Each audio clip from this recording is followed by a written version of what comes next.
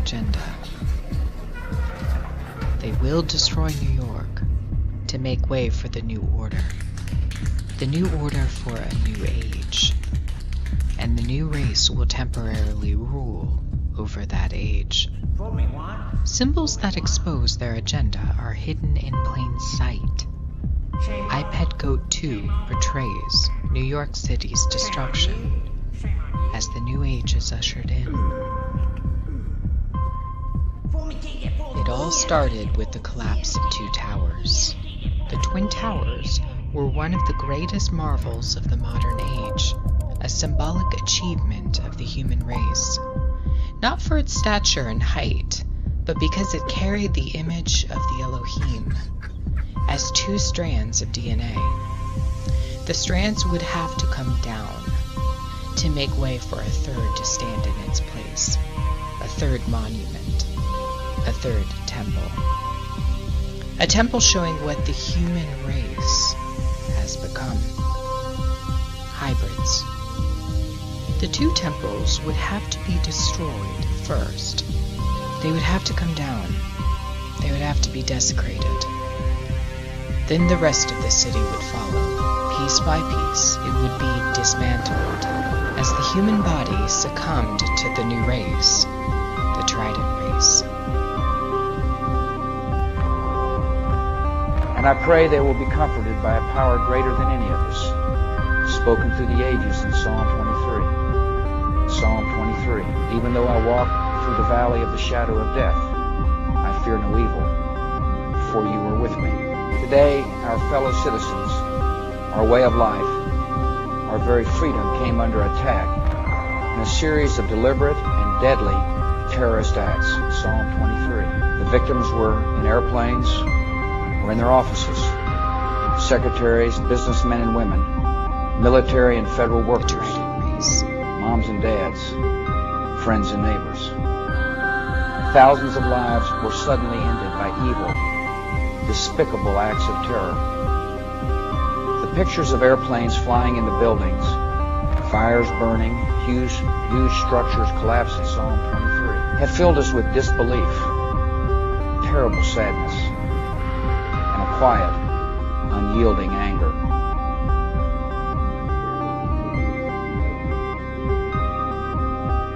The two towers had to be brought down. A third tower had to go up.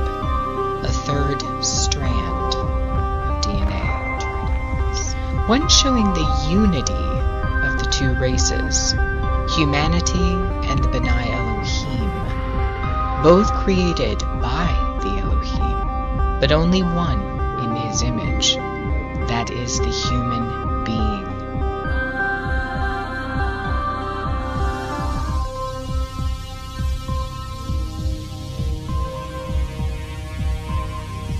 These acts of mass murder were intended to frighten our nation into chaos and retreat.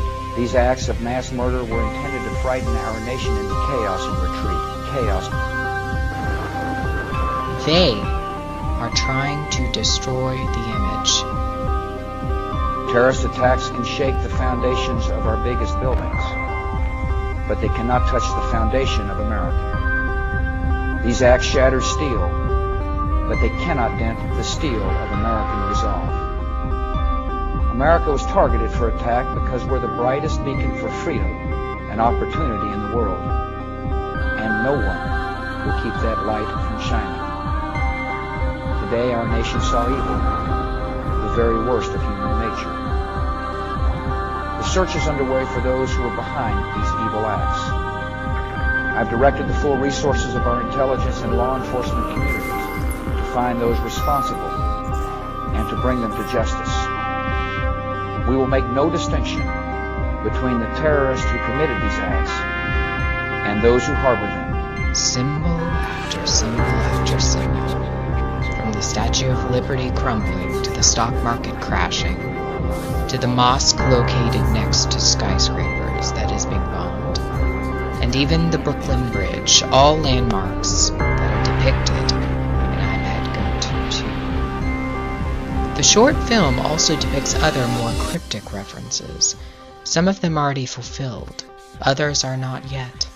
You might remember Kali on the Empire State Building in New York City. It was depicted in I Pet Goat. There's an allusion to Kali, the Dark Mother and Goddess of Destruction, performing a ritual dance with her tongue sticking out. Her appearance in New York precedes the destruction of the city. We also see Mother Mary dressed in black and holding a bottle, with a nuclear bomb going off in the background, a depiction of what they plan to carry out in New York.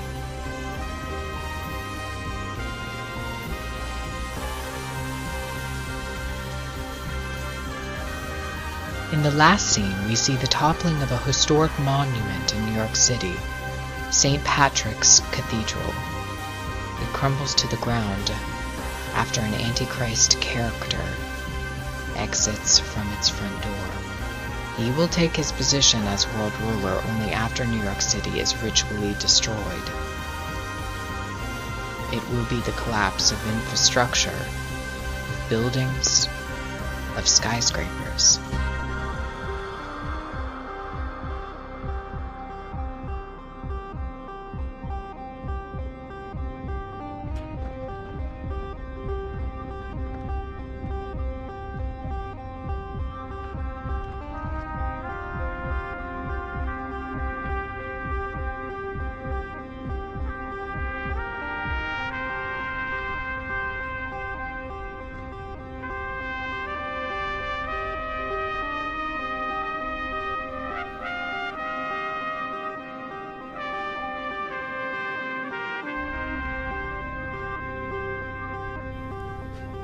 Scripture tells us, do not lose heart. Though outwardly we are wasting away, inwardly we are being renewed day by day. For our light and momentary troubles are achieving for us an eternal glory that far outweighs them all. So we fix our eyes not on what is seen, but on what is unseen. Since what is seen is temporary, but what is unseen is eternal. For we know that if the earthly tent we live in is destroyed, we have a building from God, an eternal house in heaven, not built by human hands.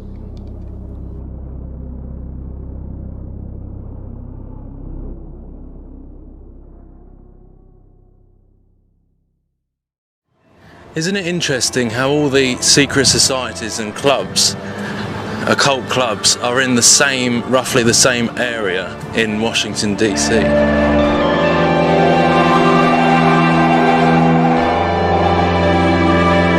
Whatever's Egypt got to do with the United States of America?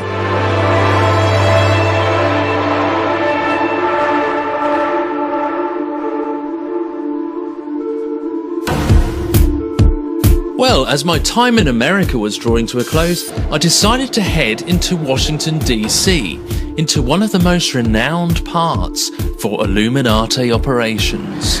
There's quite a lot going on around here, you know. It's no coincidence that these are all pentagrams, because we're right outside the International Eastern Star headquarters, which is the female version of Freemasonry. Green Man, Sunnunos. So it's strange, it all seems to be in one area, and it's a very privileged area of Washington, D.C.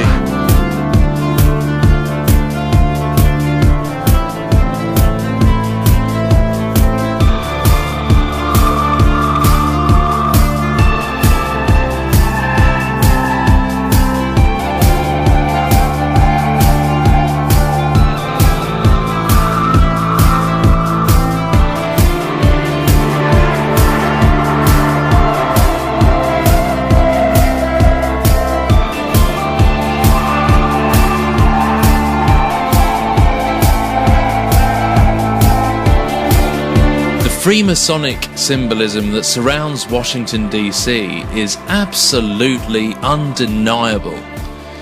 But today I was hoping to get a peek into a very specific place that lies right in the very heart of the capital city. Well, there's your link to ancient Egypt. These are the secret societies, my friends.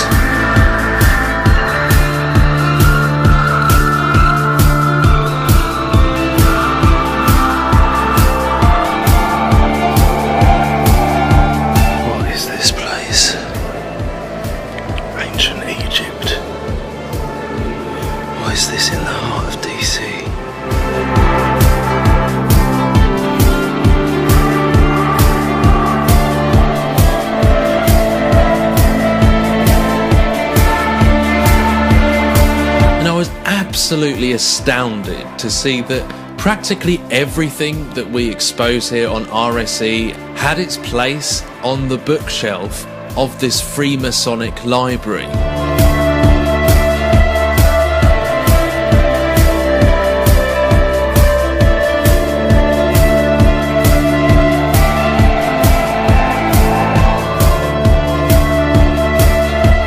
Washington, D.C. is a Masonic city.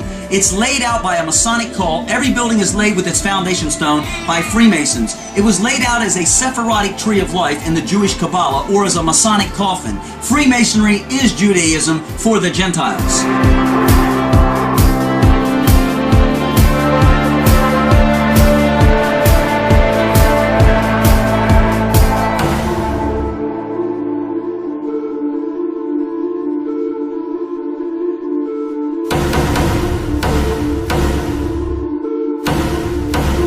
This painting is of George Washington laying the cornerstone to our Capitol. This is significant because he's wearing his full Masonic ritual regalia. He's got his square and compass.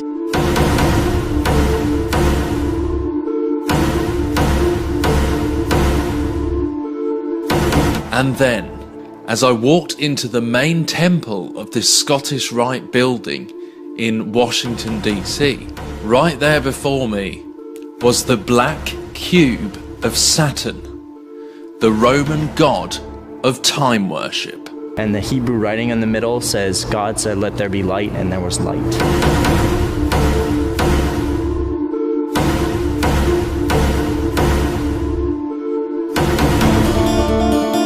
And the Hebrew writing in the middle says, God said, let there be light, and there was light.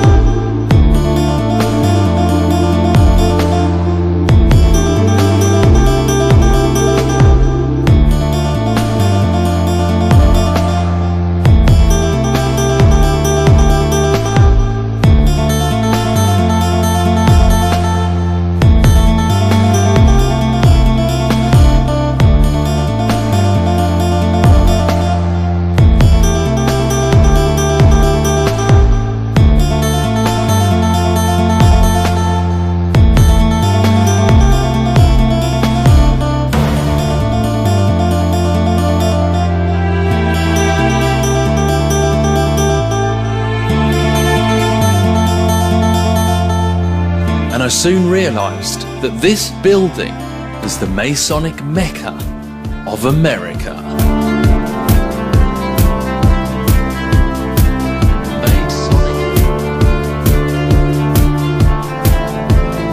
Masonic Mecca of America.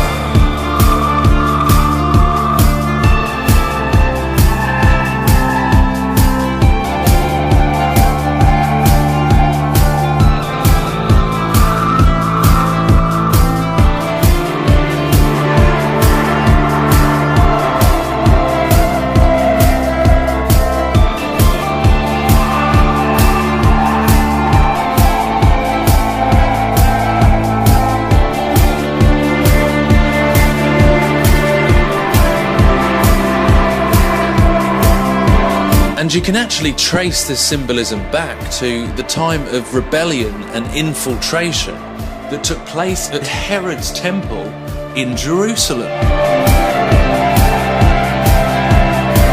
Freemasonry is Judaism for the Gentiles. So when you see the abomination of desolation spoken of by the prophet Daniel standing in the holy place, let the reader understand. Then let those who are in Judea flee to the mountains.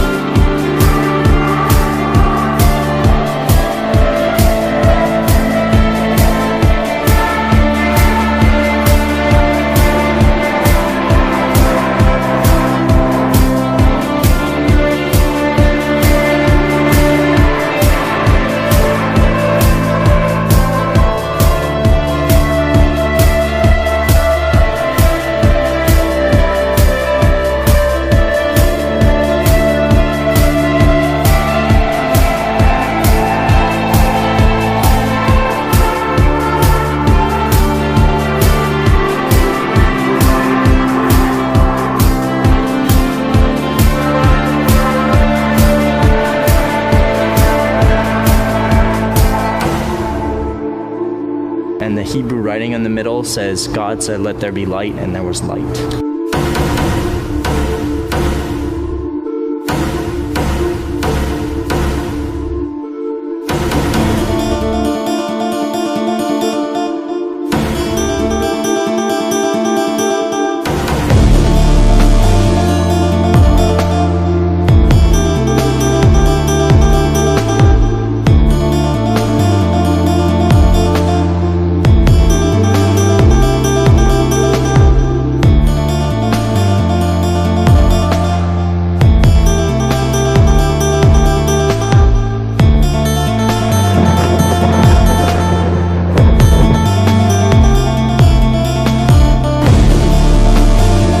Serpents, you brood of vipers, how are you to escape being sentenced to hell, to hell, to hell?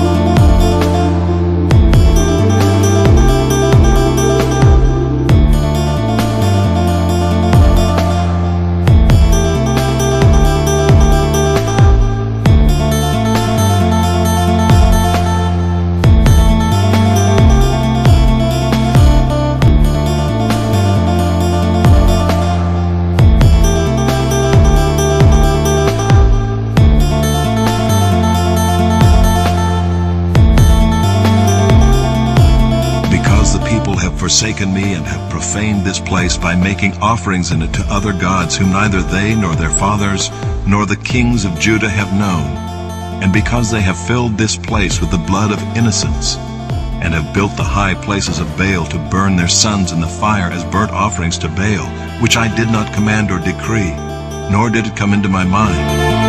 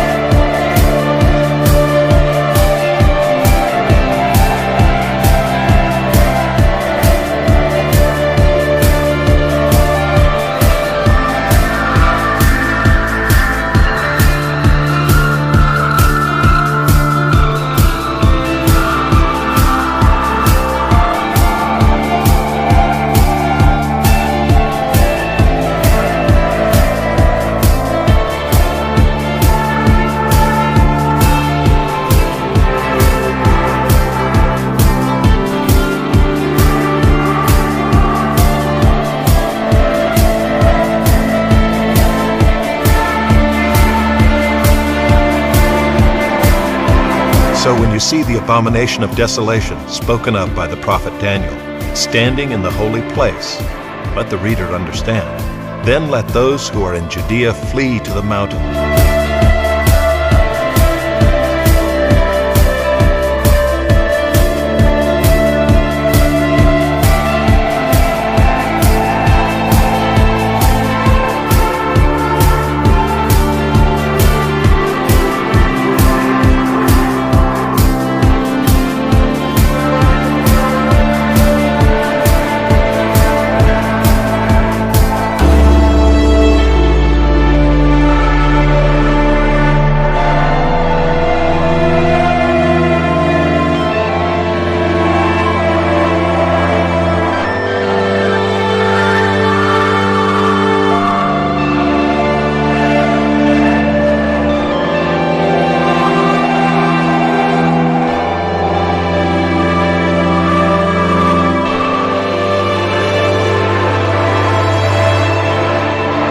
That day will not come unless the rebellion comes first, and the man of lawlessness is revealed, the son of destruction.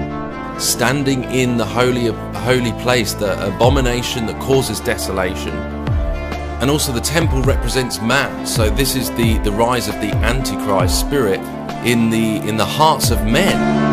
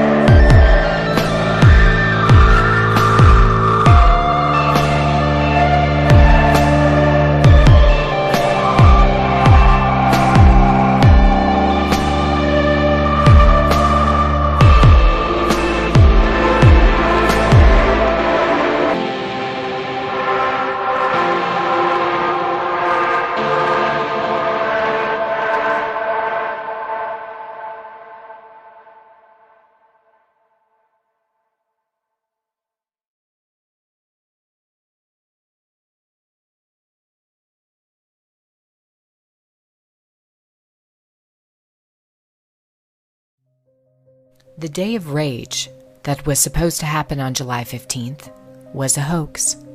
It did not happen. I am not surprised by this. They're pushing race relations to the limit right now. They're exacerbating a near meltdown situation.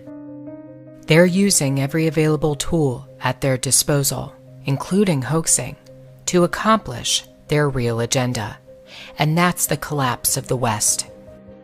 There was no day of rage in the United States on July 15th.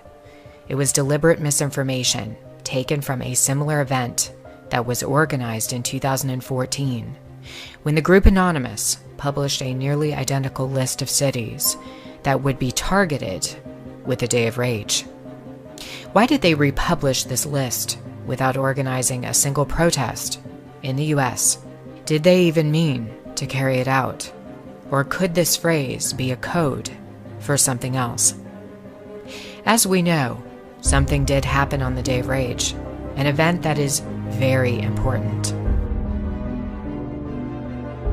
A coup was attempted in Turkey, the crossroad of East and West, where Islam meets Orthodox Christianity. What was the purpose of this so-called Day of Rage proclamation made by Anonymous and endorsed by Black Lives Matter? Let us remember that the Day of Rage is a Muslim phrase used to describe an uprising against the West and against the modern state of Israel. According to Islam, there will be an uprising at the time of the end, and many people will die. This is a part of paving the way for the coming of the Mahdi. Days of rage will become common manifestations as the Mahdi approaches. The Mahdi is a mysterious character, although there are different opinions about him. Some in Islam believe he will come from the West. A sun really will rise out of the West at this time. A man who will rule over the black banners that come from the East. A man who will ascend to rule the world. But a ritual purification will take place before he does this, in which approximately 2/3 of the world population will die. In her book, Sacred Rage, author Robin Wright documents that the modern rage movement in Islam was created just after Arab countries lost significant land masses to Israel in the Six-Day War of 1967. The time period following this resulted in the beginning of what Robin Wright calls organized sacred rage, a time period for the rise of militant Islam throughout the world. Wright's stunning work uncovers this time period as what appears to be a change in Islam. Mass murdering of Eastern Christians would begin, as would the beginning of attacks on Western society. Suicide bombings, smuggled weapons, jihad, militarizing children, all of these became hallmarks of the sacred rage movement in Islam. And there is a reason behind why Islam is carrying out its rage movement right now, and that is to prepare for the appearance of the Mahdi. The time period just after the Six-Day War truly did mark a stunning shift in the mentality of Islam. Not long after the loss of their land, there were 57 states that organized quickly into what was called the Islamic Cooperation. Because, it is just wonderful to be back in Oregon, and over the last 15 months we've traveled to every corner of the United States. I've now been in 57 states, I think one left to go. The Islamic community in the Middle East also began to organize a series of terrorist attacks on Western countries that have continued into the modern day. While Islam has focused its rage attacks against the Israeli state starting back in 1967, they were also organizing inside of the United States. They did not do this quietly. One of the first days of rage was organized by Barack Obama's best friend and mentor William Ayers in 1969. When a 3-day period of anarchy was brought upon the city of Chicago. It was not accidental that William Ayers chose to use a Muslim phrase for his Chicago uprising. Ayers named it the Day of Rage because it coincided with the movement taking place in the newly formed Arab Confederation. A new Muslim empire was born, and they're waiting for the appearance of their Mahdi. That is the origin of the Day of Rage. It has nothing to do with Black Lives Mattering. It is rather a Muslim phrase meant to usher in the Mahdi. And he is here now, waiting for the time of his full unveiling. So why would a Day of Rage be declared on July 15th when nothing happened inside of the US? Could this be a coded phrase for a larger agenda, starting with Turkey? Are we seeing the beginning of the toppling of Western powers? Turkey is the crossroads of East and West, where Christian meets Islam. A country who has moved against Western influence in recent day. A country that the Lord Jesus spoke directly to in the last biblical book. Jesus spoke of persecution, of suffering, and of the end to the 7 churches of the Revelation. The West will be destroyed at the time of the end. According to Albert Pike, Islam will be the tool of choice for the Illuminati to use. It seems the original agenda of the Days of Rage, which started 49 years ago, will be accomplished. The Mahdi, who is Lucifer in the flesh, is here. Those who are born again in Jesus should not fear what is coming, but should stand firm until the end.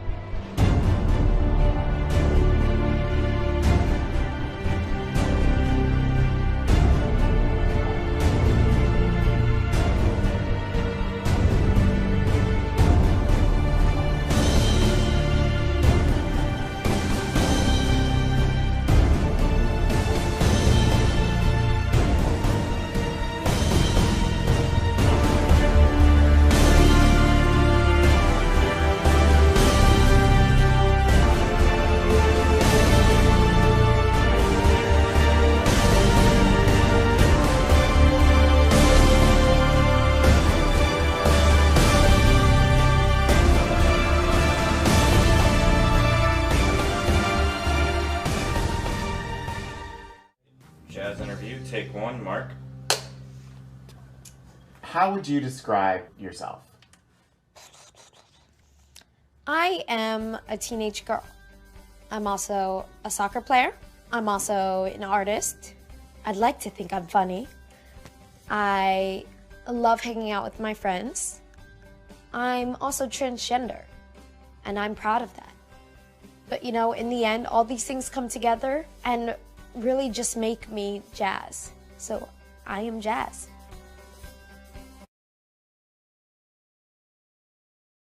Ugh, look, there's Brody Jenner. God, what a douchebag. I can't believe that came out of Bruce Jenner's vagina. Bruce Jenner is a man. No, Brian. That's what the press would have you believe, but he's not. Bruce Jenner is a woman. An elegant, beautiful Dutch woman. Why did I decide to do a series? People don't understand looking into the mirror and nothing seems right. Putting on clothes that you just really don't identify with. This is about getting to be who you really are. It's going to be quite a journey. We're going to do some good.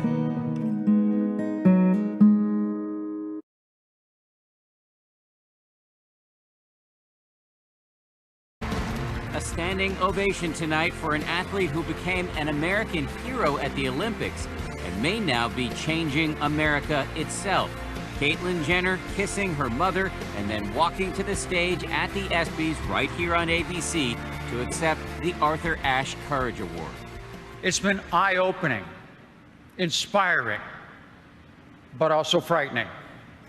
All across this country right now, all across the world at this very moment, there are young people coming to terms with being transgender. The chiseled sportsman with the all-American good looks setting a world record in the grueling decathlon in the 1976 Olympics.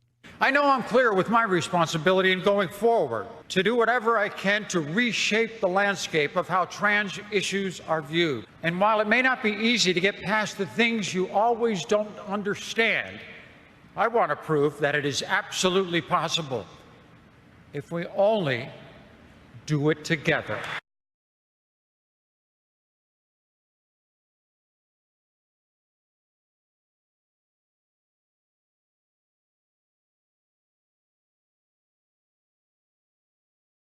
Dun dun dun dun dun dun dun dun dun. Cooper, I am your father. No, no, no. I am your father. That's gotta be the worst Vader ever. Campbell's Star Wars Soups. How about you be Chewbacca? Made for real life. Kohl's has a new commercial for the holiday featuring a brief appearance from a same-sex couple. 7, 8, 9, 10, I love you. Oh, oh, oh, look at me.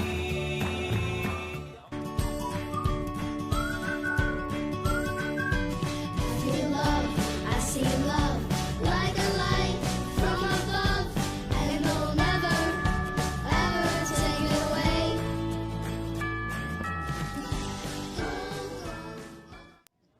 Target's liberal bathroom position is getting backlash from consumers. 2 weeks ago, the store stated that customers and employees can use the restroom or fitting room that corresponds with their gender identity. Customer surveys from 2 separate research firms show Target's reputation has since fallen dramatically. You have man parts, you go to a man bathroom, and if you have lady parts, you go to a lady bathroom. More than 1 million people have signed a boycott petition from the American Family Association.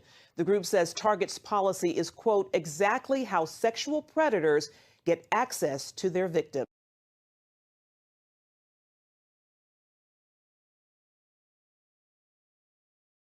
Moments ago, the Supreme Court and this landmark ruling, the court making same-sex marriage legal in this country across every state in this nation.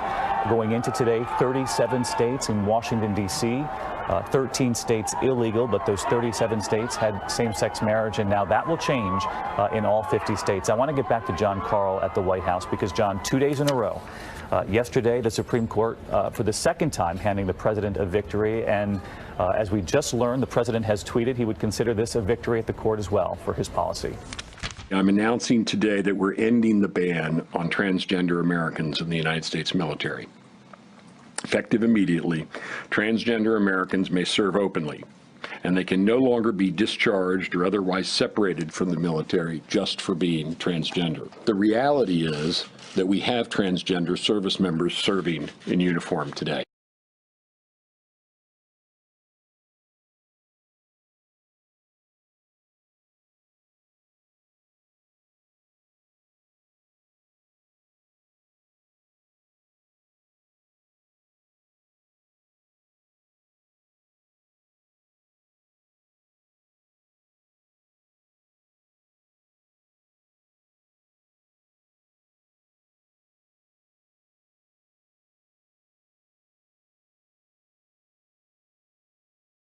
Morning, Ainsley. Morning, guys. The White House, via the Justice Department, is now saying that the same law that protects children from discrimination based either on race or on gender now applies to gender identity. So transgender kids have that same protection, equating gender and gender identity as equally protected groups. This is a big change, although it's important to point out that nowhere in Title IX does the word transgender or gender identity appear. The DOJ doesn't think that matters. Fox News has obtained a letter going out from the DOJ offering guidance to schools, saying a school may not require transgender students to use facilities inconsistent with their gender identity or to use individual user facilities when other students are not required to do so. Breaking that down, a biologically male student can use the female locker room all they want. Extend the logic out, a biologically male student can demand to live in a female dorm room when they go to college. The issue came to a head earlier in the week when North Carolina defied a government order over its so-called bathroom bill.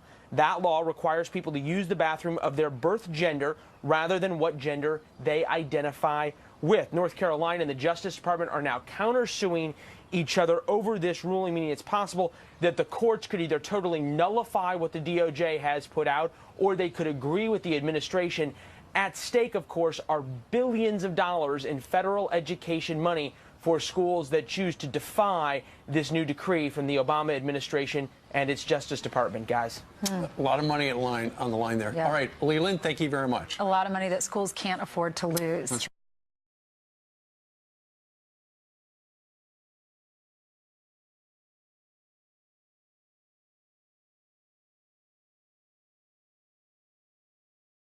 And I look forward to new adventures as we grow old together, happy and secure in who we really are. Thank you.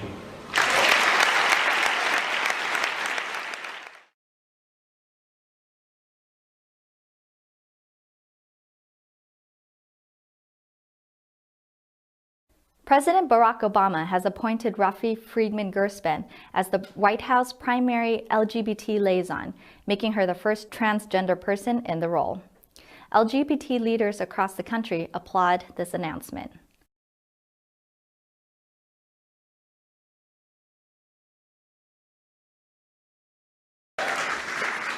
Every year we set aside this month to celebrate the ways that so many lesbian, gay, bisexual, and transgender Americans have helped to make our union just a little more perfect. We honor the countless nameless heroes who paved the way for progress, the activists who marched, the advocates who organized, the lawyers who argued cases, the families who stood by their loved ones, even when it was tough.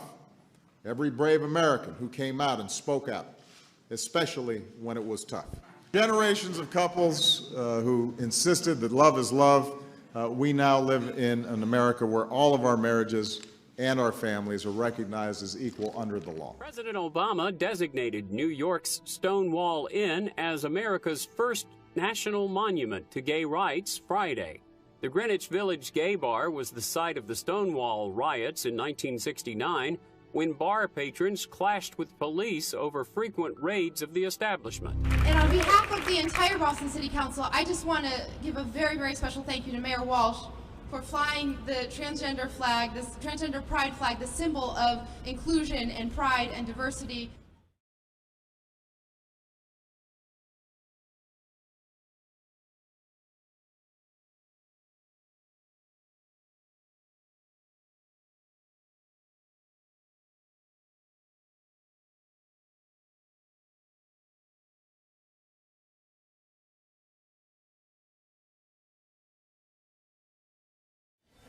Davis sits behind bars for taking a stand and refusing to issue marriage licenses to anyone in her tiny Kentucky county.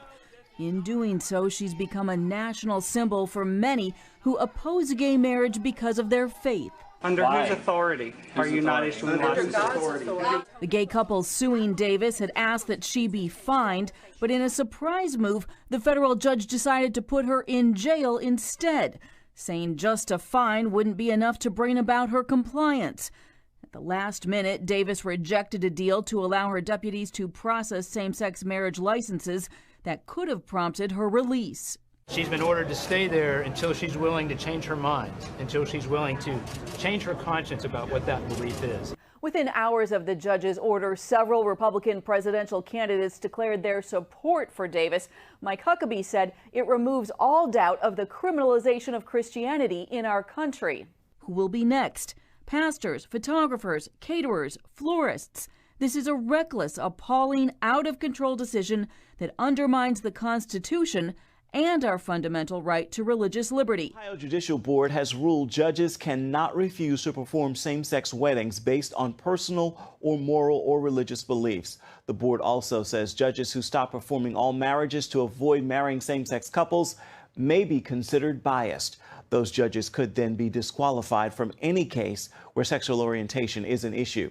The Colorado Court of Appeals upheld a ruling that a Christian baker must make wedding cakes for same-sex couples or be fined. In 2012, Jack Phillips of Masterpiece Cake Shop in Lakewood refused to make a wedding cake for a same-sex couple. The couple filed a civil rights complaint. A judge then ruled Phillips discriminated against the couple, and the judge ordered him to change his store policy or face fines ranging from $50 to $500.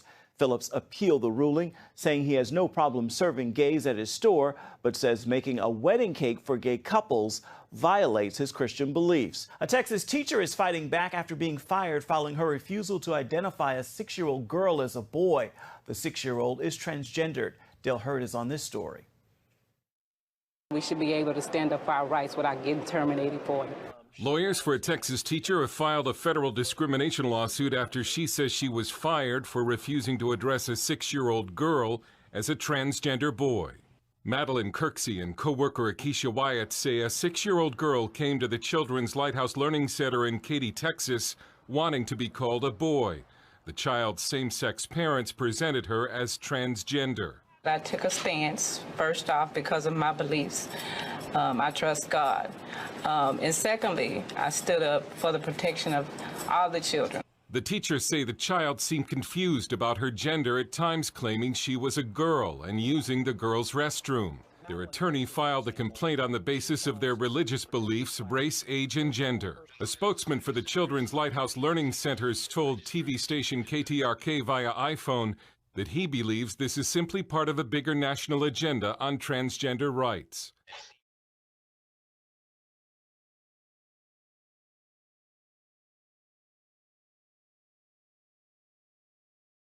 I was very struck and appreciative of the car you saw outside, painted in pride colors, a real act of solidarity and a show of the NYPD's deep connection to this community and to communities all over the city.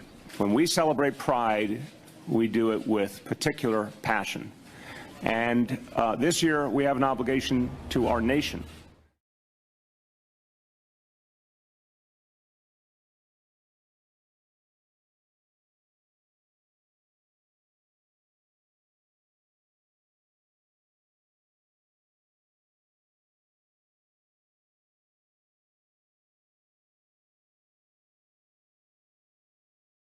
Erin O'Flaherty was crowned Miss Missouri early this month. And come September, she is going to be the first openly gay Miss America contestant in that pageant's 95-year history. And I want to show you this picture from this past weekend. It was the Gay Pride event in St. Louis, Missouri. There she is, surrounded by rainbows and lots of drag queens, too, and a lot of smiles.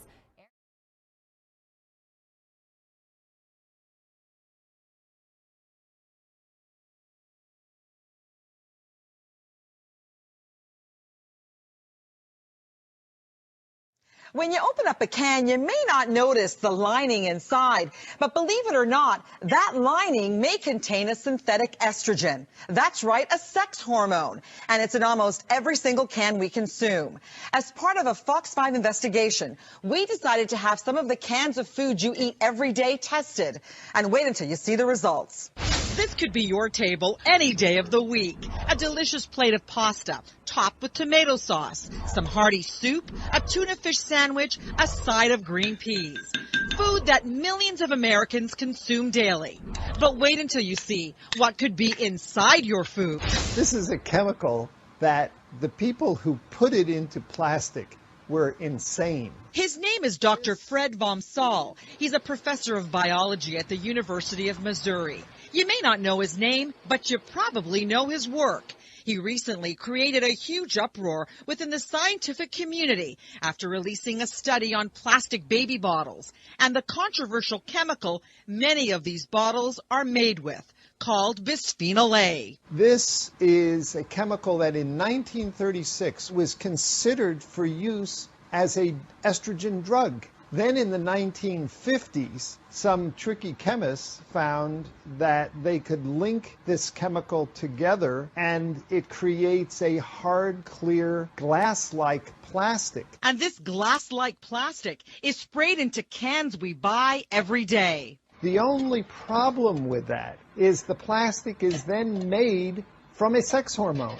And it's virtually in every can of food we consume. And according to Dr. Vomsaal, bisphenol A is a big problem because he says it leaches into the foods we eat. And when you heat this plastic or put tomato sauce in it, the acid degrades the plastic, and then the food that's in there is full of this sex hormone. So we decided to do our own tests of common foods we eat every day. We went to different grocery stores and purchased tomato sauces, soups, peas, tuna fish, as well as plastic containers and food wraps. We then sent them all to Dr. Vomsaal's lab in Missouri for testing. The food was removed from the cans. The cans were all cleaned, washed multiple times with water, allowed to dry, and then we put ultra pure water in the cans to determine how stable the lining of the can was when just faced with water being in contact with it for 24 hours. The results were concerning.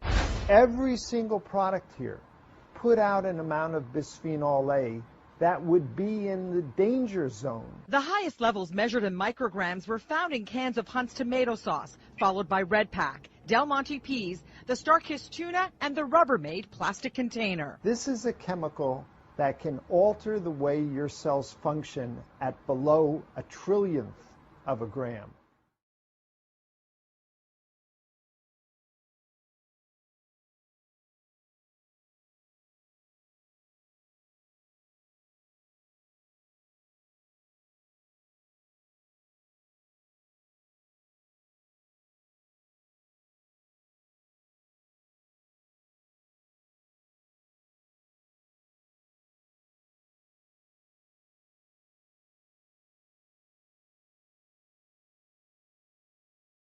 Schools in Fairfax County, Virginia are preparing to include gender identity in its curriculum for grades 7 through 12. The family life education lessons will include teachings on heterosexual, homosexual, bisexual, and transgender identity. Andrea Lafferty of Traditional Values Coalition joins us from our Washington bureau to talk more about this controversial subject. Andrea, thanks for joining us. It's great to be with you. Thank you. First of all, tell us about this curriculum and the motivation behind it. Well, it's interesting. The school board voted earlier in May to add gender identity. It's not a part of the state law. It's not a part of the state school board instruction, but they've decided to add it against the will of many of the parents. Starting in kindergarten, they'll talk to them about same-sex or gay marriage. And the parents will not be able to opt out. In 8th grade, they will be discussing, let me just say, Bill Clinton's activity along with oral and anal. in 8th grade, and most people, and they've lowered it from 9th grade, or teaching 4th graders about the word incest. Well, the difference between sexual orientation and gender identity is sexual orientation is who you have sex with and how you have sex. Gender identity is who you are, male, female. Are you born male or female? Are you born nothing? And they want to break down those definitions so you're no longer male or female as God created us. The night of the vote on gender identity, the police, they hired a special police force, security. They actually locked 200 parents out so they couldn't get in, even though there was standing room in the back. Parents need to be very engaged. Parents need to know what is going on in their local communities. We're seeing just an onslaught. This thing is snowballing. And so we would just encourage you to protect your children and know what they're being taught. Here in Fairfax County, we were told that the Office of Civil Rights, Department of Education and Department of Justice would see to it that our federal tax dollars were pulled. Those monies that are meant to help educate and provide for poor children, children that may be going without meals, that funding would be taken. So here we hear all this outcry about Republicans are, not looking out for kids, when in fact, when the president and his allies want to push this gender identity agenda, they don't care about poor children. Henry Fuentes was tired of being a spectator. I did try out last year. I didn't make it. I feel like I didn't work as hard last year as I did this year. Go, Kyle. Henry's hard work paid off. She made Denair High School's varsity cheerleading squad. But soon after making the team, Henry made a decision that would also make history in Denair. I wasn't sure whether I wanted to be under the lights in a skirt, but then I finally decided. I was like, no, I want to wear the girl uniform. Born Henry, Henry says she always felt like a girl and would wear female clothes. But she officially started living as a girl this year. The Disney Channel sitcom Good Luck Charlie introduced the network's first openly gay characters. Parents of the young Charlie have set up a play date with one of Charlie's friends named Taylor, and their Taylor is and just happens to have 2 moms. So Disney reps released a statement saying, like all Disney Channel programming, it was developed to be relevant to kids and families around the world and to reflect the themes of diversity and inclusiveness.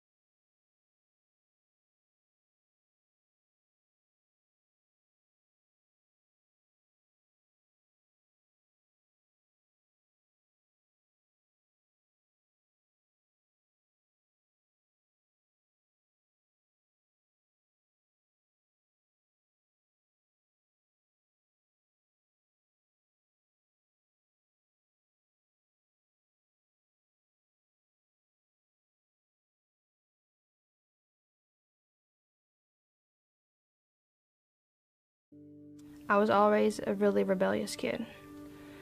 I acted up at school, with family. I partied a lot. And when I was 15, I started dating girls.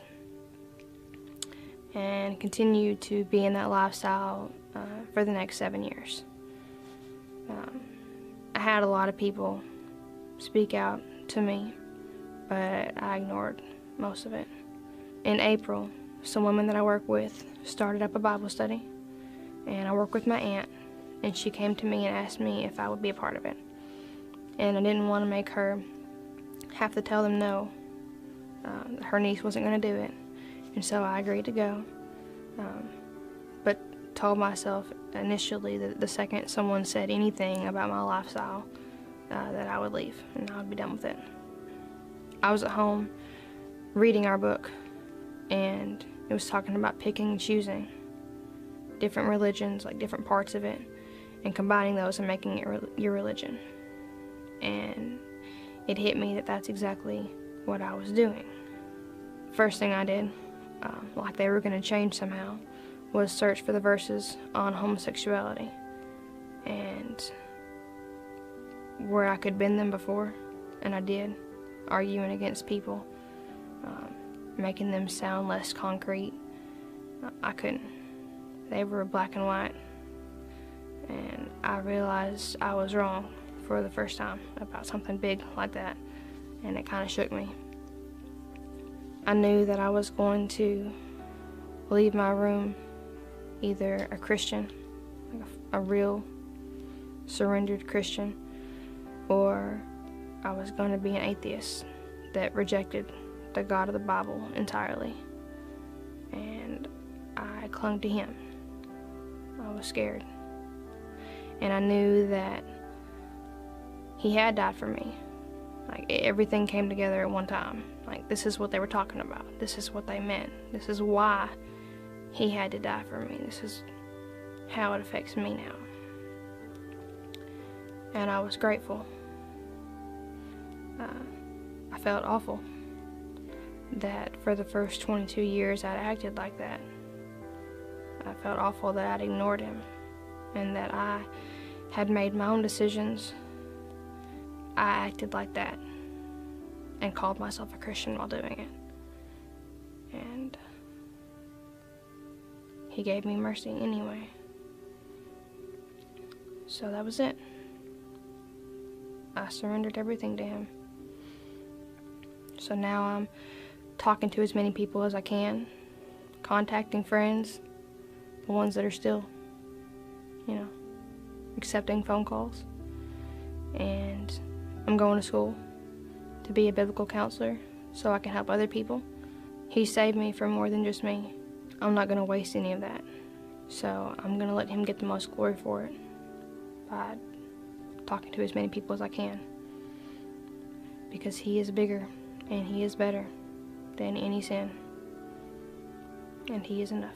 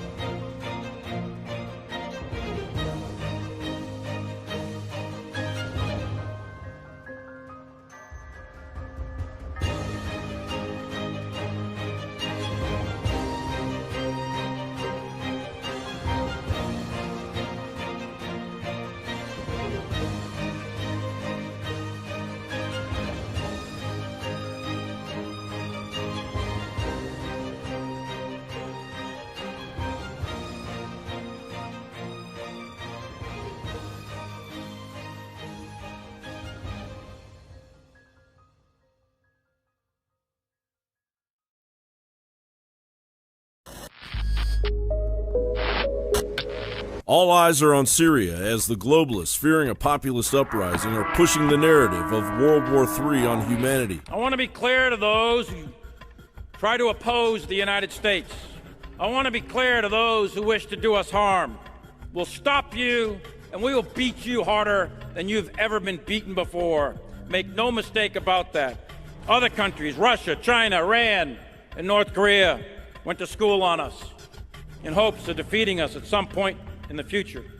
Mounting tensions with possible nuclear outcomes are worldwide. We are sliding into a new Cold War with Russia as Russia ships new anti-missile systems into Syria. This after Russia held a nuclear war exercise of 40 million Russians, mobilizing 200,000 emergency services and soldiers and 50,000 pieces of equipment. Elsewhere, nuclear tensions have risen between Pakistan and India after a jihadi attack on an Indian Air Force base left 19 soldiers dead. India then entered Pakistan and surgically struck terrorist camps in Kashmir. Breitbart reported, "It is becoming increasingly clear that something serious has changed in relations between Pakistan and India as a result of repeated attacks of violence in the Indian-controlled region of Kashmir. It is clear that each country in a generational crisis era is on a trend line to become increasingly nationalistic and belligerent towards the other, and it is also clear that these trend lines will continue on the same path until they result in war. From the point of view of generational dynamics, it is not a question of if, but of when, and with the rapid rise in nationalism on both sides, when may not be too far off. Of course, with all of the saber rattling, North Korea doesn't want to be left out either. Satellite images reveal North Korea is constructing a submarine capable of getting the North Koreans' newly developed ballistic missiles within range of the United States coastline.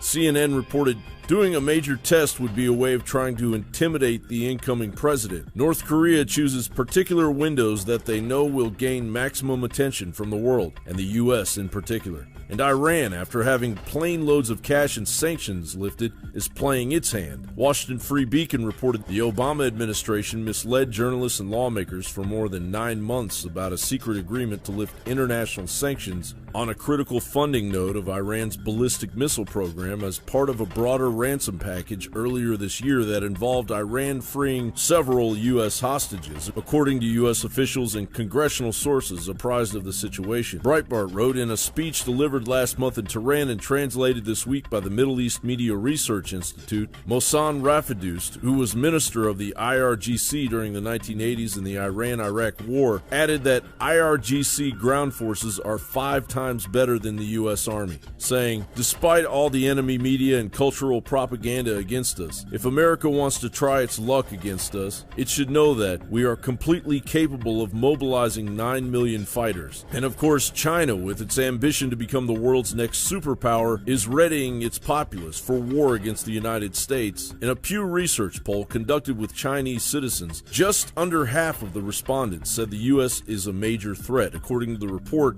marking the highest percentage among the 7 potential threats tested on the survey. The other threats included global economic instability, climate change, cyber attacks, and the Islamic State. World War III is heating up, and the United States is on autopilot.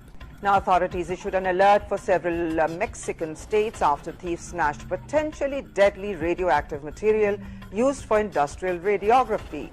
The Iridium-192 source, marked XF71, was inside a container when it was stolen from a truck in Cardenas, a town in southern Tabasco state.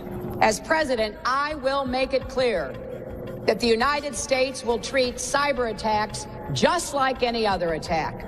We will be ready with serious political, economic, and military responses. Sometimes I'm criticized in my own country for professing a belief in international norms and multilateral institutions, but I am convinced that in the long run, giving up some freedom of action, binding ourselves to international rules, over the long term enhances our security. Led by a weak commander-in-chief that has brought military levels down, backed by a State Department embarking on a strategy of foreign policy that has begun a brand new Cold War with Russia, bringing the globe to the brink of World War III, all in time for an October surprise.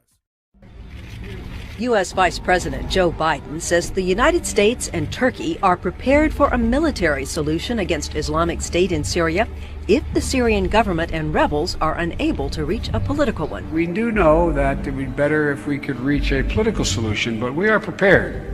We're prepared, if that's not possible, to have a military solution to this operation.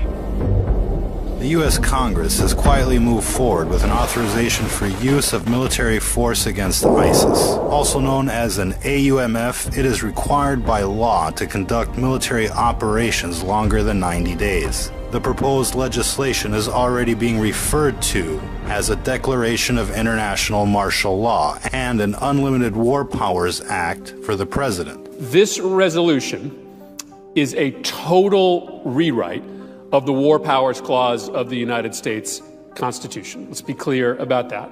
It is essentially a declaration of international martial law, a sweeping transfer of military power to the president that will allow him or her to send U.S. troops almost anywhere in the world for almost any reason with absolutely no limitations.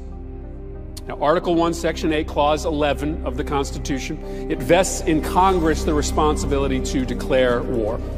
Now, many of us on both sides of the aisle have been arguing for over a year that the president right now has exceeded his constitutional authority in continuing military operations against ISIS without specific authorization from Congress. The current military campaign against ISIS is now officially a year old and has been conducted without an authorization of force by Congress, which technically makes our campaigns in Syria and Iraq illegal. That's right, illegal. And that's why they're pushing to pass this law now, just like the other laws they pass that violate our Constitution. The USA Freedom Act, the US Patriot Act, the NDAA, so on and so forth. Illegal and nobody cares. What's wrong with you? Your station is corrupt.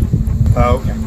Are you some kind of a constitutionalist? This administration attempted to propose an authorization for use of military force with restricted ground operations, but that was rejected by Congress. As you can see in this article dated January 10th, the Senate Majority Leader reiterated his objection to the President's proposed authorization of force. However, last Wednesday, that all changed. Now, all of a sudden, they want war. On top of that, yesterday we had the Vice President in front of a camera on the world stage quoted as saying expanded military operations were well in the works. So they've decided to go back to war in Iraq to send troops to Syria, and we just don't know it yet.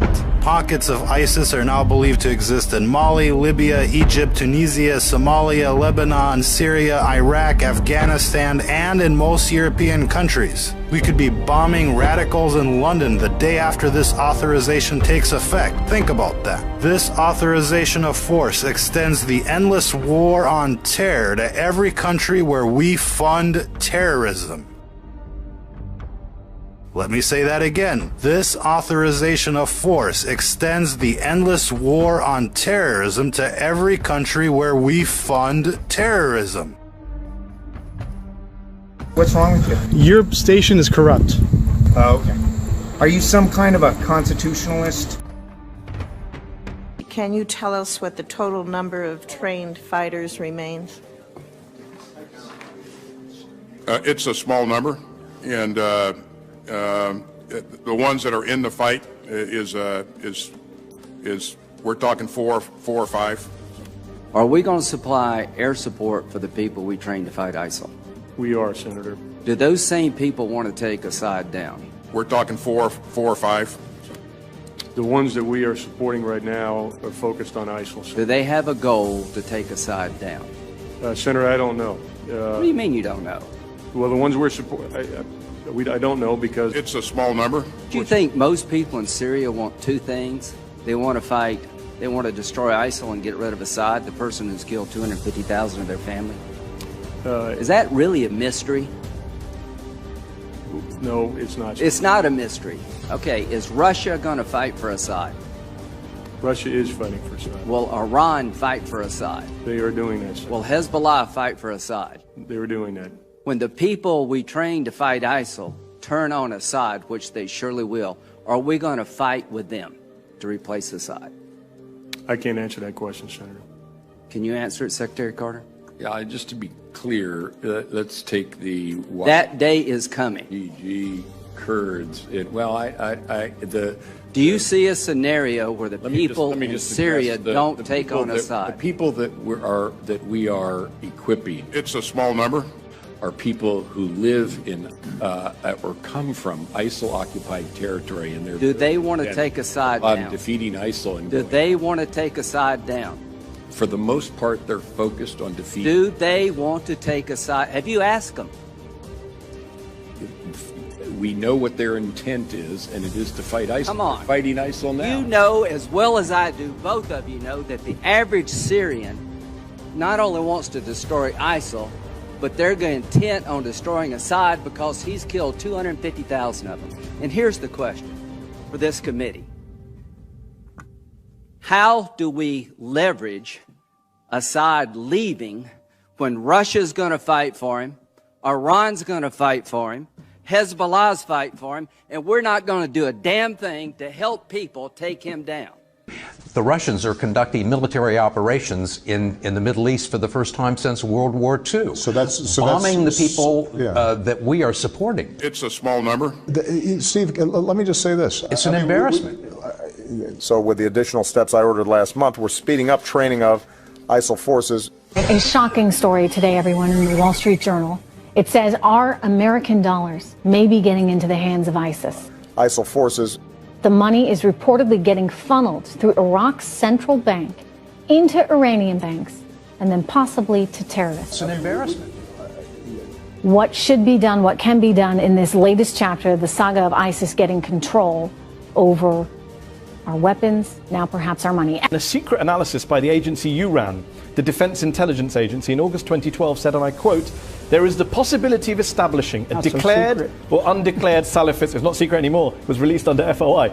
The quote is, "There is the possibility of establishing a declared or undeclared Salafist principality in eastern Syria, and this is exactly what the supporting powers to the opposition want in order to isolate the Syrian regime." Your agency was saying, quote, "The Salafists, the Muslim Brotherhood, and Al-Qaeda in Iraq are the major forces driving the insurgency in Syria." In 2012, the US was helping coordinate arms transfers to those same groups. Why did you not stop that? You are basically saying that even in government at the time, you knew those groups were around, you saw this analysis, and you were arguing against it, but who wasn't listening? I think the administration. The administration turned a blind eye to your analysis. I don't know if they turned a blind eye. I think it was a decision. I think it was a willful decision. A willful decision to go support an insurgency that had Salafists, Al-Qaeda, and the Muslim Brotherhood. A willful Brotherhood. decision to do what they're doing, which you have to really ask the president, what is it that he actually is doing with the policy that is in place? Why did you allow them to do that, General? You were in post. You were the head of the Defense Intelligence Agency. Well, those are policy. I took the liberty of printing out that document. So let's get the obvious out of the way. One half of our government still thinks it's the 1980s and that the Cold War never ended. Then there's the other part of our government, the Obama part, the radical Islamist sleeper cell part. So on the one hand, you have the Republicans in Congress waging a Cold War, and on the other hand, you have a terrorist in the White House waging a covert war against the American people. Obama bin Laden is his name, and terrorizing the American public is his game. How do we know? Well, let's check our list to see who's been naughty or nice. Who opened the borders? Obama, check. Who set up sanctuary cities? Obama, check. Who fired half the generals in the military? Double check. Who doubled the debt? Check again. Who fucked up health care and made it twice as expensive? Triple check. Who destroyed American families? Check.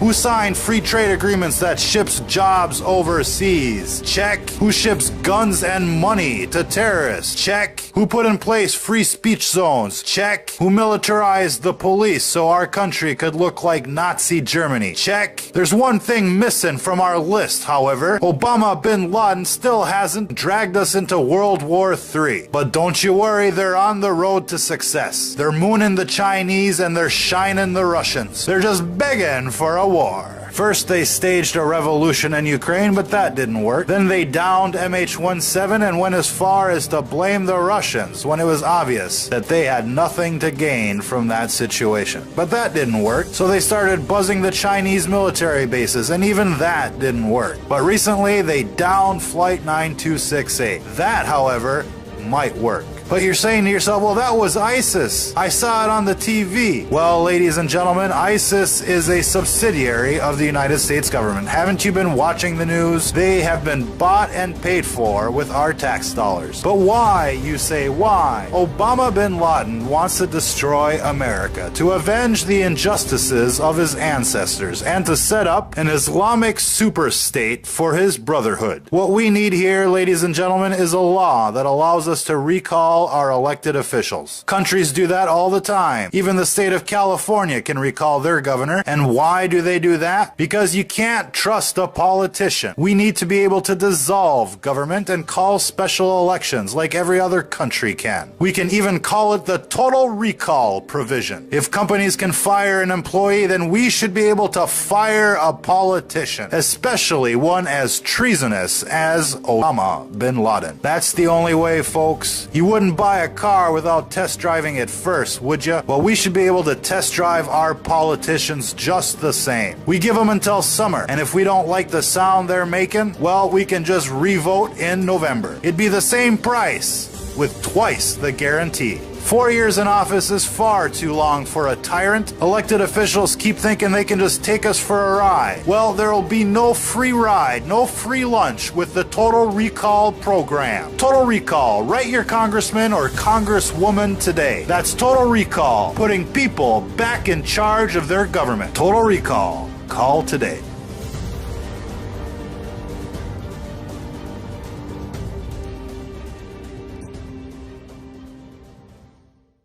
Scrubbing back and forth, and there's something that is literally walking back and forth, independent from the trees. So, and notice this beam of light looking thing that's coming down. It walks along with it. And so the thing walks back and forth. Here it goes. Here it comes again. There it went backwards. Okay, so right as the screen goes white, there he goes. Now, I rewind again. There he goes again. This footage on the screen is of a little flying girl in Russia that a man, allegedly, who walks his dog, caught on video camera while he was walking through the woods. Several people had brought this video to my attention to use in the upcoming video entities. In truth, this video is actually child's play in comparison to the decks of some of the things coming in entities. Equally, if not in many cases, much more dramatic than this. This particular clip actually sort of bothered me because on one hand of the coin, I had one person, actually only one person out of many who have looked at the tape, who felt like it was done on wires, which I have to admit to you, the viewer, I don't know, obviously I wasn't there when the tape was made, but we analyzed the footage and we found some unusual things in it that I'd like to share with you.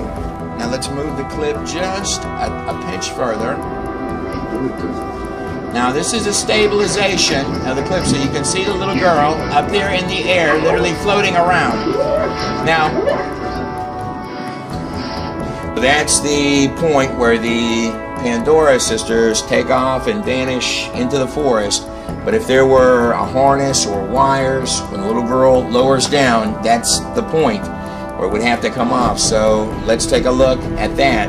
I've actually had several people now who do video editing professionally literally go through a frame at a time, and we've got 3 frames of the mother actually pulling the daughter down, or the daughter lowering down into the mother's hands.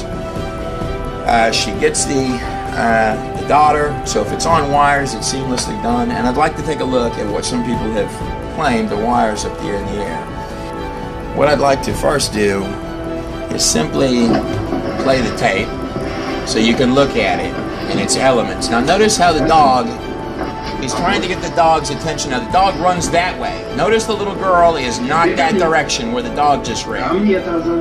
Now he's trying to get the dog back, but the dog is looking at something there, and then it gets scared off and runs that way, okay?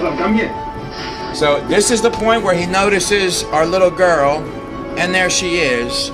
So I have a child, here's the mother, that doesn't see the man with the camera yet, but that's actually just part of the shrubbage because it moves independently, so the little girl can be moving around it, and plus you see that the little girl is actually in front of it. So how she would be connected to it without the jacket being connected to it, and also the way the jacket moves down here. Okay, now I want you to watch right in here. I want you to watch right here on the screen as I scrub back and forth. Watch right there. Look at the legs on it as it walks away. Look on the legs. The trees are independent from the camera moving, so you're getting different angles on the trees.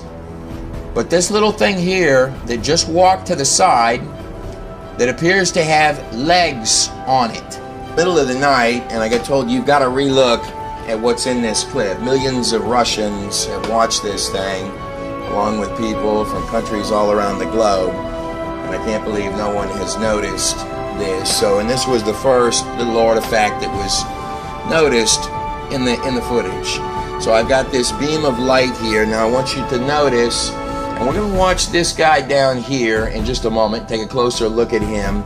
But I want you to watch this. It's almost as if, look how her head gets smacked back right as the beam of light is sort of maybe going through her, but suddenly the head gets kicked back, boom, like that. You even see it knock the little hoodie on her, and then I got my guy down here taking off. So coming back to her one more time. Here she goes, boom, smacks through the head, and my guy down here is darting off that direction as she is. She's up in the air. Look at the way she's floating. She's floating around. I'm going to scrub you through the clips.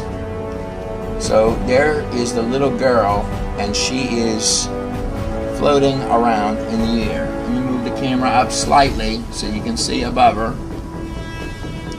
So there is the clip. So as we move into the woods, there is our floating little girl. Okay, and there. And you'll notice that this thing back here looks just like this thing here, which looks just like this thing here, which looks just like this thing here. Anyhow, I'll lay that decision in your hands, but the flotation that you're seeing there looks relatively natural. Now as the girl hits the ground, and again there are 3 clips in there where you're going to see the mother actually getting the girl down. So this is how quickly this happens. So that harness would have to come off if she was harnessed to something in that amount of time, where she's able to go from midair, connected to some kind of a wire, to now we're running. Now anyhow, okay, so here it goes again. Look at that. Let's take a look right in here at what our beam of light is going back and forth, coming from the top of the screen, what it's striking on the head of. Here it is right here, standing on the other side of the little girl's feet. Peekaboo. Spooky. Isn't it? Means around it accurately. And you could actually do this frame by frame with this little thing here that is wandering back and forth. There he goes again. And you can literally see the legs on it as it's walking. The leggies going back and forth, the leggies that are sort of apparition-like and come into and out of somewhere. You can see the legs on the thing moving like it's an apparition walking through the woods, going back and forth. Now let me ask you this. Does this look like the head of something with a couple of little arms coming down and holding the little girl? Wait a second, hold that thought. That might not be a good enough shot. By the way, none of this is photoshopped. This comes directly from the original clips the way they were. And wait a second, right down here, here's my little thing with the 2 little leggies. That's its plump little rear end right there. Now let's go back to our pooch, Tarzan, that went berserk in the imagery. So here's our dog here, looking, he's dead staring something that way. Boom, he goes that direction. We're going to stop him right there in just a second, right where he stops and looks at something, and then he's going to change his mind and go that way real quick. Now let's see what he was looking at. Okay, so here's our dog, and here's where he stopped. Now I'd like you to look right here between my fingers. Do those look like 2 eyes to you? and a nose and a mouth right there looking down at the dog. Now when I enhance the color, and here's our dog right here, just about where he's going to stop, look this way, and then look that way and take off this direction. Let me ask you this, right in front of that dog where he's running, do these look like the two eyes of a large cat right here, particularly when the color is enhanced?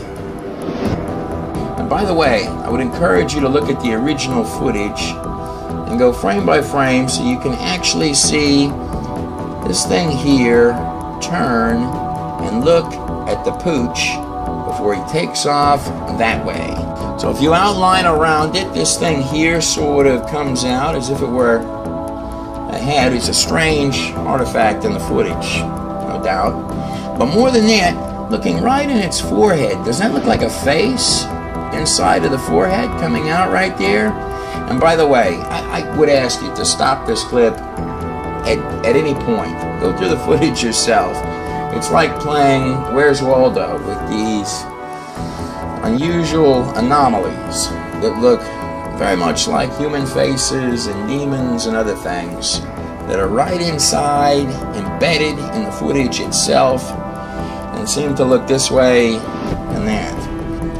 So here is another face within the face, and you'll find another face inside of that, along with this one and this one and this one and this one. Now watch this. So here's our unusual little stream of light with the Running Man made out of beams of light here.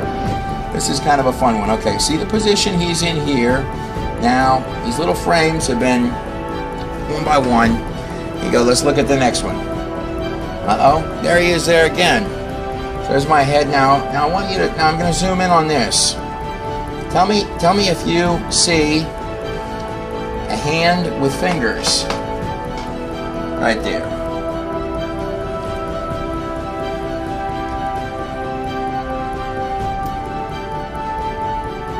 Zoom in just a little bit more. Now I am correct that apparition, if I move the clip one click this way, that it's not there in this clip in the same angle.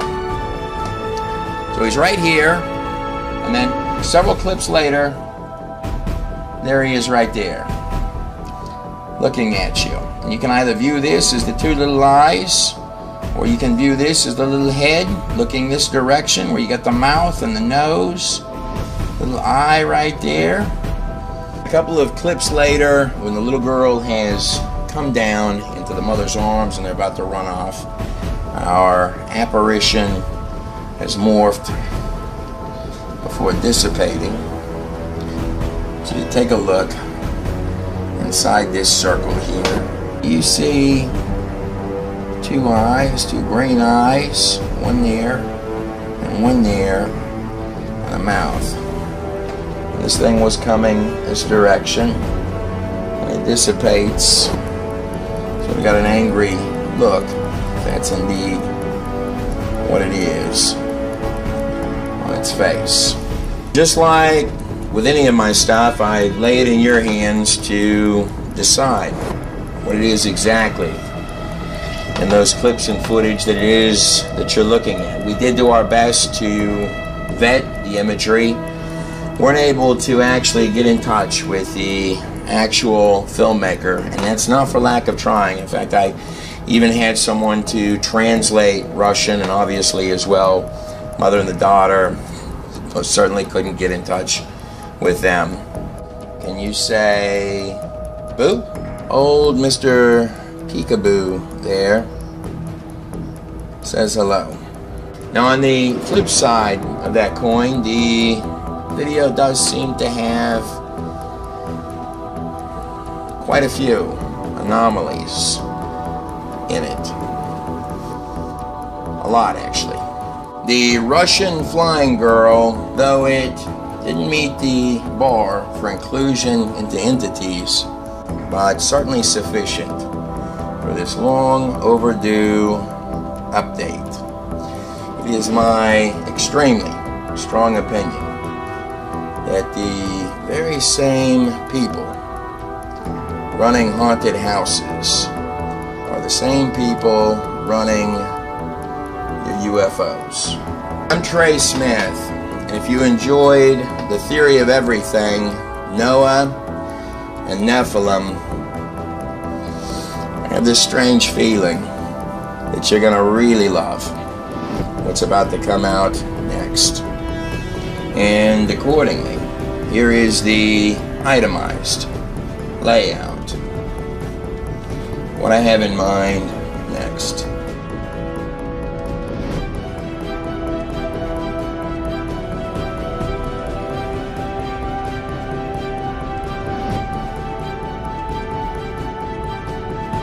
I'm Trey Smith. Don't forget to hit the subscribe button to this channel. Thank you for watching. And make sure and also visit God in a Nutshell, where you may find a progressive and growing list of things that you might not find much of anywhere else.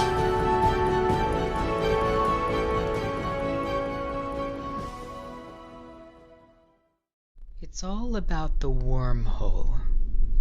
It's all about the opening of a hole that leads to somewhere. And I have a strong notion that CERN scientists know where that hole goes. The wormhole. Wormhole technology, told over and over and over in a variety of stories, told as a tale to children and adults alike. From Pan's Labyrinth to Alice in Wonderland.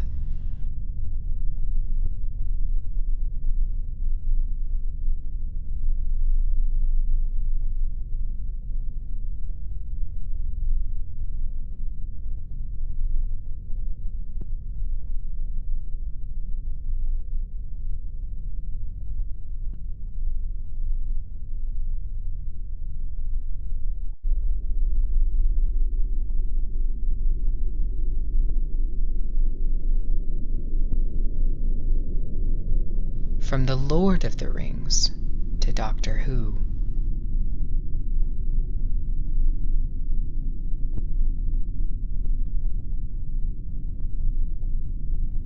From Farscape to Blue Exorcist to CERN Symmetry.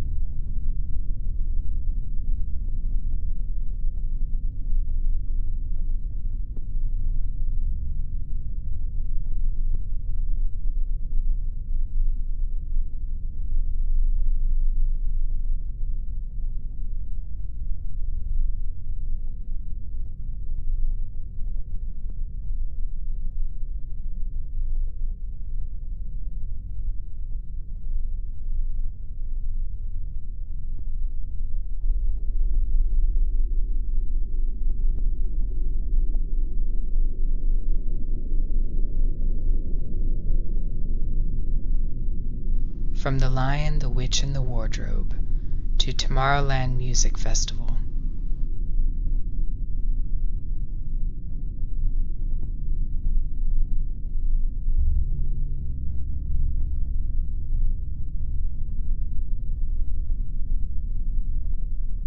Stories from all over the world, some of them hundreds of years old to ancient. They tell of the same legend. A character approaches a door. Someone crawls through a tunnel. They might fall into a hole. They might step foot into the other side. All of these tell the story. They sing a song, they dance a dance.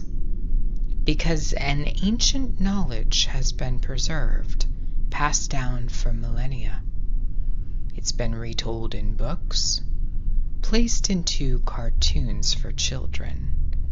It's been built into the architecture of churches. It's been shown in the walls and ceilings of epic buildings. It has been the central subject of video games. One retelling of the wormhole is found in an extremely popular manga anime called Blue Exorcist.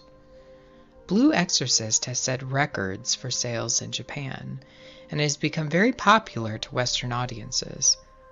Blue Exorcist is an ongoing saga running since 2009 as a manga, and appears to be popular with both teens and young adults. But the themes in it are anything but childish. The manga anime depicts hybridity, transhumanism, CERN doors and dimensional rifts, Gehenna, a demonic invasion, dark matter, the Illuminati, and speaks extensively about a false war coming between Satan and a Messiah. Of course, this Messiah is not Jesus Christ, but the Antichrist. The basic premise surrounds two boys born as hybrid creatures, appearing as human, and yet they are part fallen angel. These two fight against Satan and have to defend the human realm against a demonic invasion, though ironically they are part fallen angel and fallen angel blood runs inside of their veins. The war depicted in Blue Exorcist is between another dimension and the human realm. The basic premise of this war is a false construct in which individuals from the other race are fighting on behalf of humanity.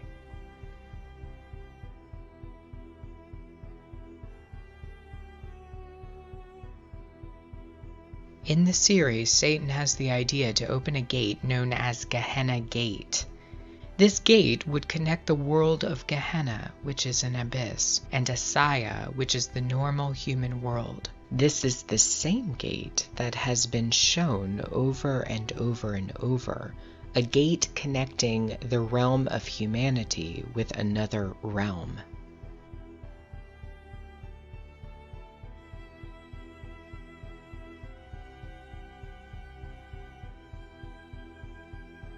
In the manga, Satan is trying to open the Gehenna Gate so that the world will be swallowed into the bottomless pit, the abyss. You'll notice that the show depicts Gehenna Gate as a large, dark circle that looks suspiciously like a black hole with a door on it. On the door is an upside-down cross. Demonic entities are hurled out of this gate and towards the earth. Some of these demonic entities look like dark particles, as you can see here in the images, and they manifest on Earth. Keep in mind this manga was written back in 2009 through 2010, before much of CERN's agenda was being covered. The characters eventually find out that the door is something called a dimensional rift.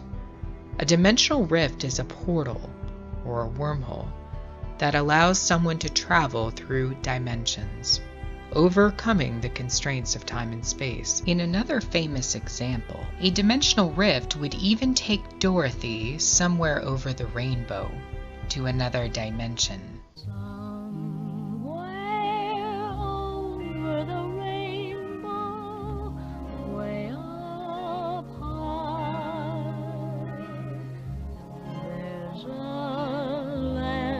I heard of once in a lullaby.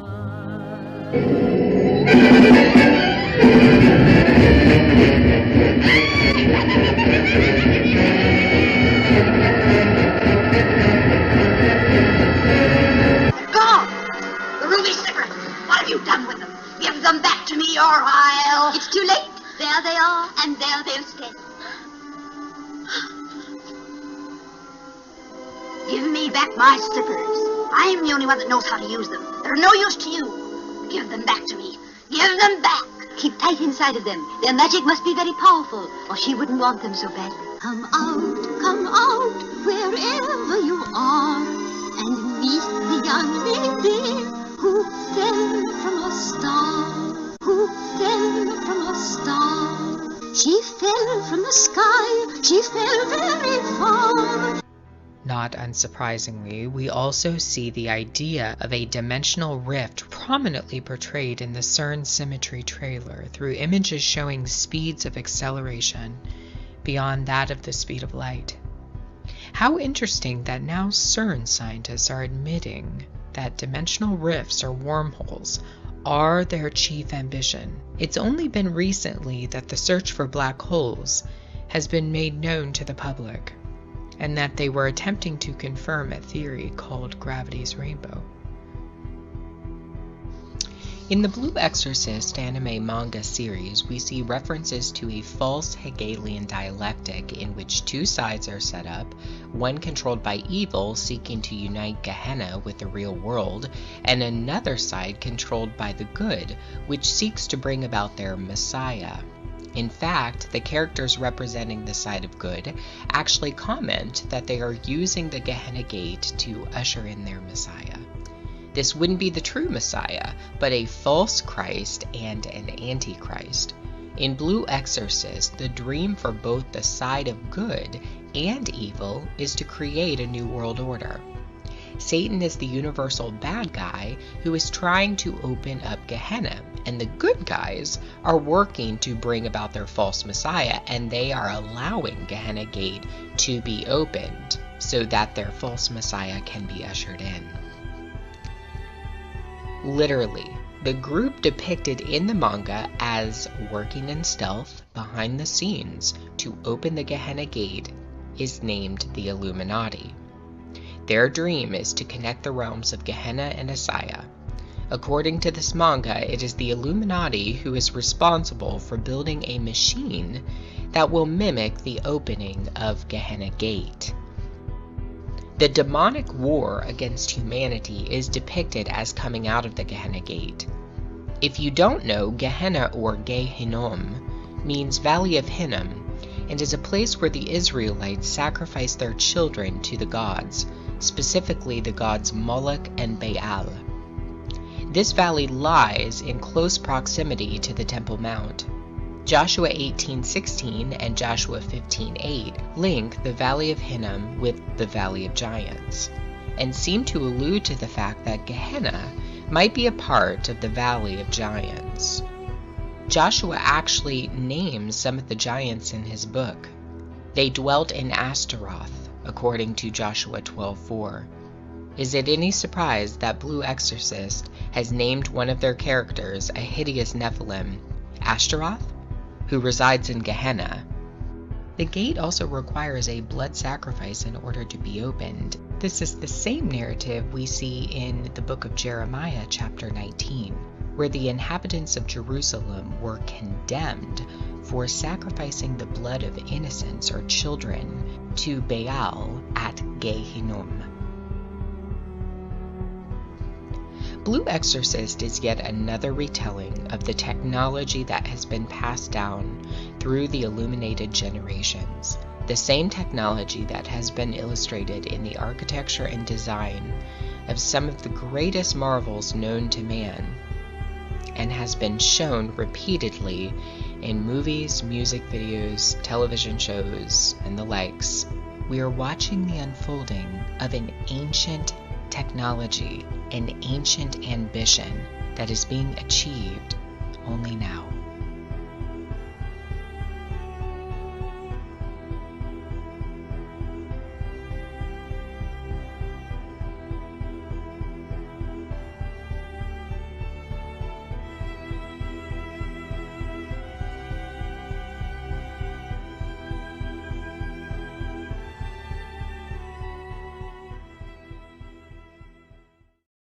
While Pope Francis has been in the United States for his tour, we have heard very little about CERN. Over the past week, CERN has become an afterthought in many people's minds, but make no mistake about it, the European Organization for Nuclear Research has not been silent. And in fact, there is reason to believe that CERN scientists did, quote, break through the veil on the way to extra dimensions, though CERN has publicly denied to the media that this is their ambition. Recent articles published from September 21st through the 23rd point to the fact that CERN has established, quote, symmetry with another dimension, though particle scientists are still attempting to sort through their own discovery. Interestingly, Symmetry is the name of the highly occult song and dance trailer produced by CERN that showed the opening of the abyss, the birth of dark matter, and the strange ritual dance and interaction between dark and light that was previously illustrated in I Pet Goat. One article dated September 22, 2015, which began the Day of Atonement, is headlined with, quote, LHC Breakthrough unveils key facts about the fundamental symmetry of nature, unquote. So on the Day of Atonement, while almost every news source discussed Pope Francis landing in the United States, the results of a study confirming, quote, symmetry between our existing dimension filled with visible matter and another parallel dimension filled with dark matter was released to the public.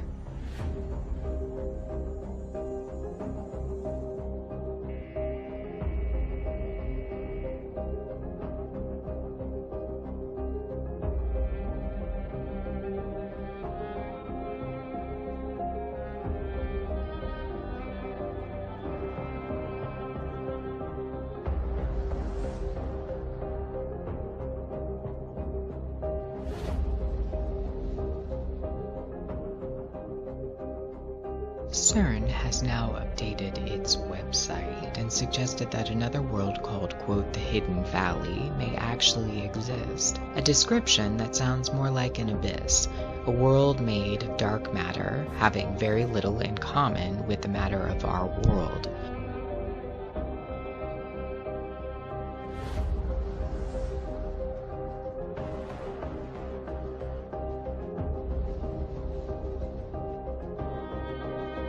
While CERN's website celebrates its supersymmetric conformation and hypothesized the Hidden Valley might be within reach based on their data readings, one might not realize the symbolism of a valley in the Bible. A valley symbolizes judgment, and almost every use of the word valley in the Bible refers to a place of desecration, corruption, or judgment.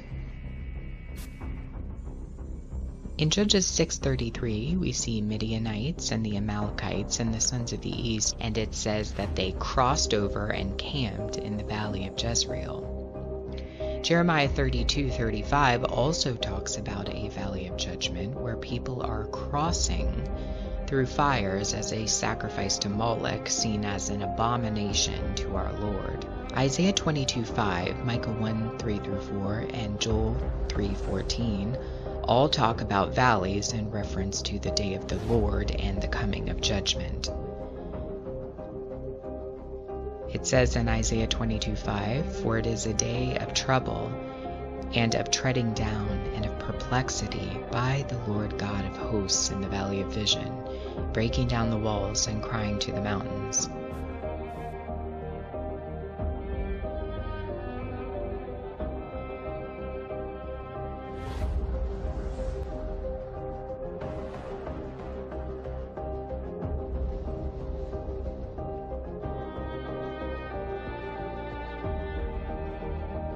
Jeremiah 19:1-5 speaks on the Lord's judgment coming on the kings of Judah and the inhabitants of Jerusalem, a time of great calamity. It is there that Jeremiah receives a word of the Lord, that the valley of the son of Hinnom shall be renamed to the valley of slaughter. We see in Luke 3:4-5, the voice of one crying in the wilderness, prepare ye the way of the Lord, make his path straight.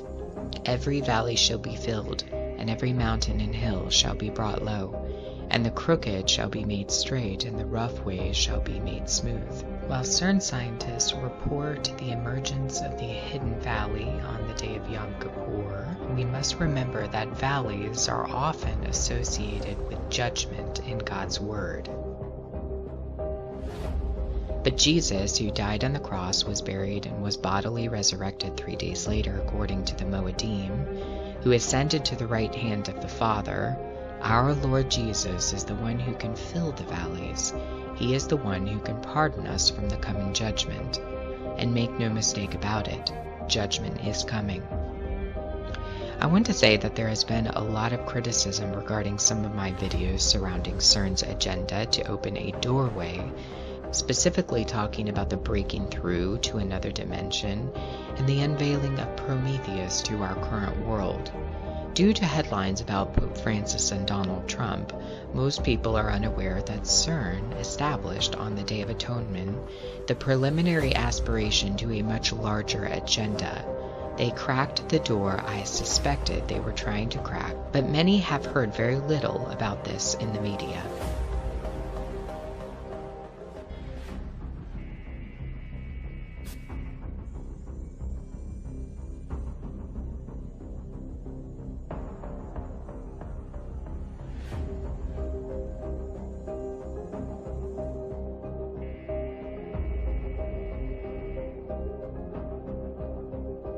Remember that, according to physicist David LaPointe, CERN is not hunting for dark matter or dark energy at all. The chief ambition of CERN is to use magnetic power to overcome constraints of time and space and force open a door. So I made a magnetic scale model of the CERN dome, placed a set of them in my vacuum chamber, and fired it up. Not only did these CERN bowls form a spherical shape at the center of the reaction, but they also formed a disk of plasma around the nucleus, as well as ejection jets along the axis. After running the experiments for a few days with the CERN bowls, they were removed from the vacuum chamber and photographed, revealing the patterns you see here. These amazing patterns will also be discussed further in part 4 of this series of videos.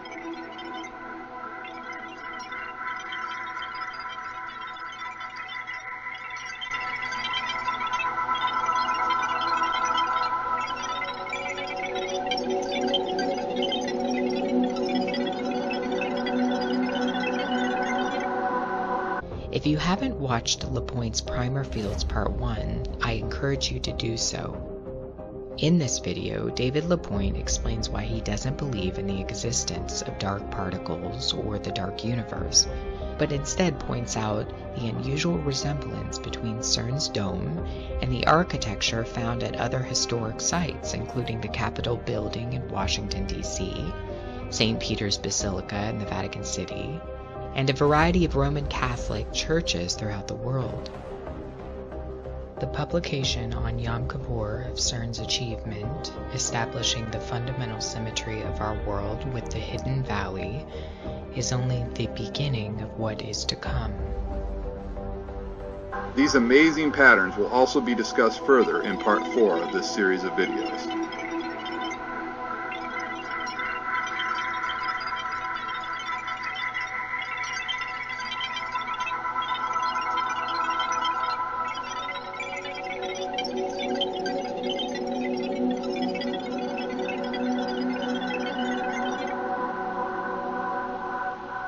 Then once it was realized that the key pattern required for this theory was found in the dome at CERN, it was also discovered that CERN was not the only place with the required pattern. The pattern has been there for centuries at the Pantheon in Rome, which has been referred to as the Vault of the Heavens.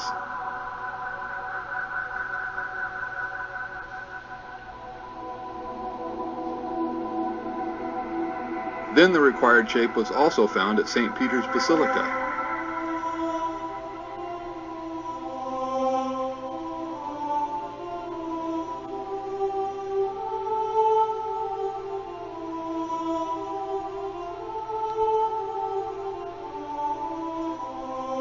Then one of my favorites was found at St. Paul's Cathedral in Medina, Malta.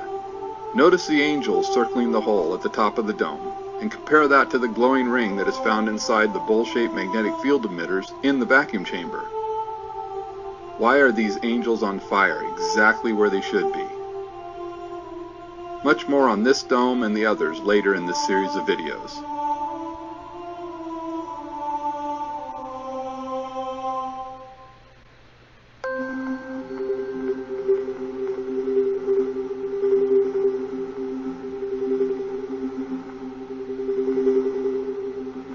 So it seems that people often want a sign from God that we are not alone. Sometimes God does give us a sign if we just pay attention. Sometimes he even puts that sign up over the Capitol of the United States of America.